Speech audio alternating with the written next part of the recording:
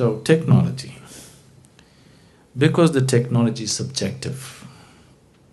Now, the technologies that you're handling are objective technologies. Now, I'm talking about a subjective technology. It's about you. Here, you are the software that you're trying to handle. Fundamentally, if you look at yourself, right now you are operating according to the software that you have become. Please see.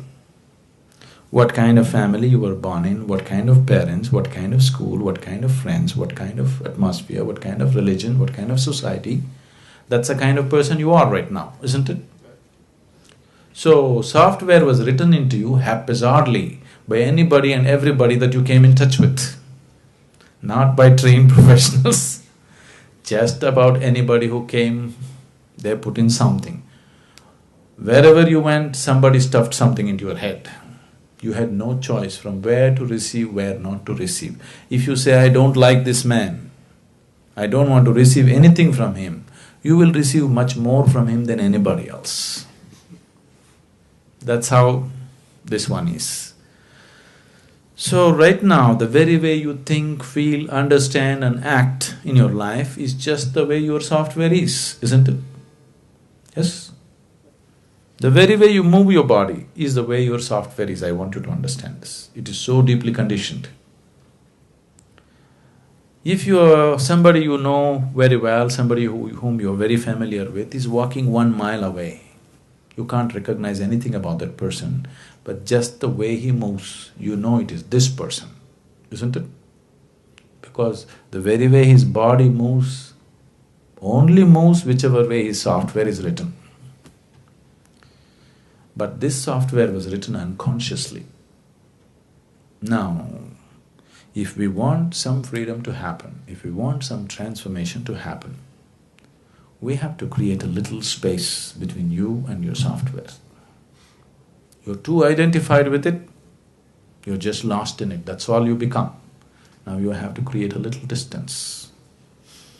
You've heard of a word called Buddha? If I say Buddha, probably you always think of Gautama the Buddha. Gautama is not the only Buddha, that's not his name. He became a Buddha. There have been thousands of Buddhas and there still are. What Buddha means is, Bu means buddhi or the intellect. Da means dada, one who is above. One who is above his intellect is a Buddha. Once you're above the intellectual process, suffering is finished in your life because all suffering is manufactured there in your logical mind. When you are into your intellect, when you are stuck in your intellect, you are a non-stop suffering human being. Wherever you put, you have a way of creating some kind of suffering. Your fears, your anxieties, your tensions, your stress.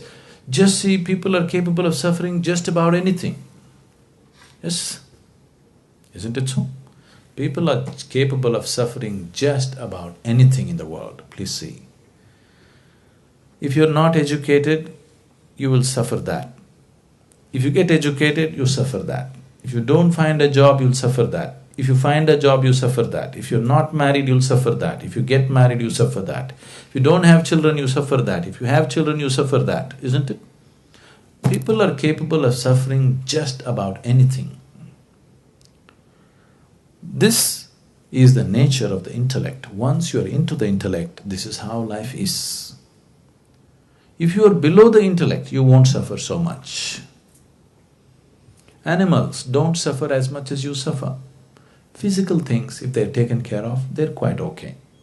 They don't have the kind of suffering that human beings know, isn't it? So if you're below the intellect, you don't suffer so much. Like you asked that question. If you're above the intellect, you're a Buddha. If you're below the intellect, maybe we can call you Buddhu. If you're in the intellect, non-stop suffering.